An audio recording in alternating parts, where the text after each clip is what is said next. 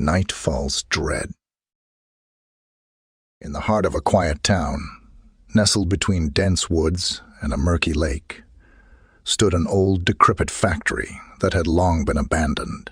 Locals whispered stories of its haunting history, and none dared venture close after sunset. But for Five Thrill, seeking friends, curiosity got the best of them. One moonless night, the group gathered, armed with flashlights and nervous laughter. Emily, the skeptic of the bunch, scoffed at the eerie tales. "It's all just legends, guys," she reassured, though her voice quivered slightly. As the clock struck midnight, they approached the factory. Its windows were like vacant eyes, staring into the abyss. The air grew chilly, and an ominous silence settled in.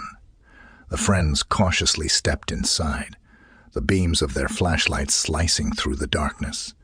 Strange whispers echoed through the corridors, and shadows danced along the walls, as if alive. A cold sweat broke out on their brows, but they pressed on, their bravado masking their unease. Suddenly, a distant thud echoed like a heartbeat, growing louder with each passing second. Brian, the jock of the group, laughed nervously. Probably just a rat, right? But his bravado faded when they turned a corner and saw an unsettling sight. An assembly line of antique dolls, their glassy eyes reflecting the flashlight beams. Nervous giggles turned to gasps as the dolls' heads turned in unison, their mechanical joints creaking. "Must be some kind of wind," muttered Sarah, trying to rationalize the impossible. Yet, the factory was indoors, and the air was stagnant.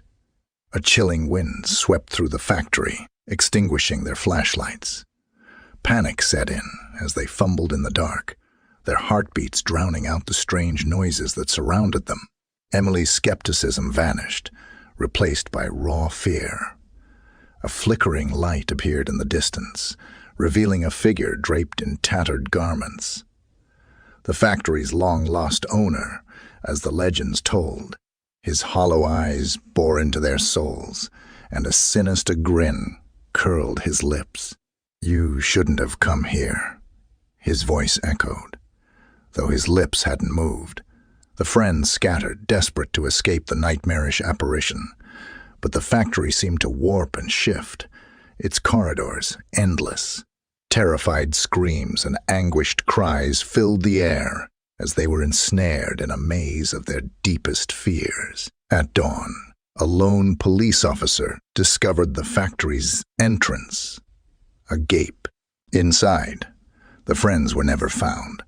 Only their abandoned flashlights remained, casting an eerie glow upon the doll-filled assembly line.